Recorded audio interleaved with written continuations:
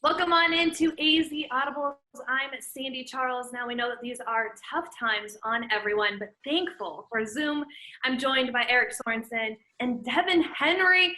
Guys, the gang is back together. Now I know that there's some hope with Arizona. Salons opened, restaurants are starting to open, so there is some hope. But in the meantime, sports are still on hold. So Eric, let's start with you. How is this affecting teams, coaches, that they have to do everything through Zoom right now? Sandy, and some of the coaches that I've talked to, one of the common themes has been continuity. Many of these coaches feel their teams are even closer bound together because they have been socially distancing.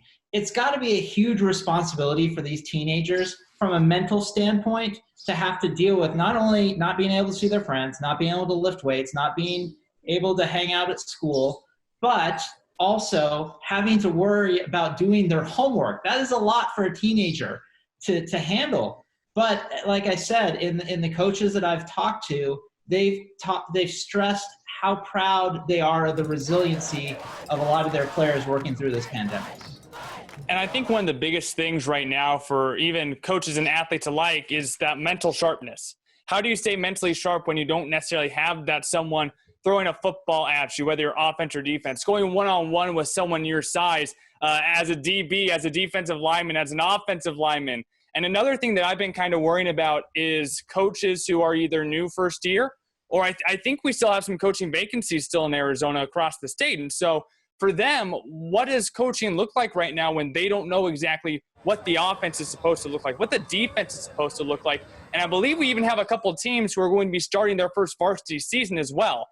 Now, Devin, you bring up a good point, because whether they're a new student or a new coach, they're still learning the playbook.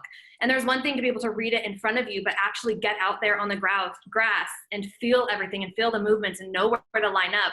That's completely different, and that's something that they're up against. Do we see any other setbacks? Sure. For me, physically, you're just not going to get the same grind working out by yourself than you would be if you were outside sweating in this 100-degree temperature and putting in the work and keeping that mental edge. Physically, I'm going to be really curious to see how some of these kids come back.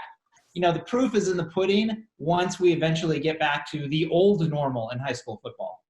And while I have been absolutely amazed by the students dragging Jeeps on their back across the street and watching Ironwood's Will Haskell jumping vans and playing that Incredible. on Twitter, while I've been amazed by that, it's incredible. But the one problem is not having that weight room, because there's been great ideas. I love the innovation that we've seen on Twitter with so many student athletes, but they're still not having that teammate. Hey, one more, or just not even having some more proper equipment to do that with. I think that's probably the biggest issue, is not having that weight room. There's no end in sight. Nobody knows when it's going to come back. So I get it, maybe the lack of motivation might not be there, but there will be an end in sight to all those athletes out there. There will. Hopefully it's coming close.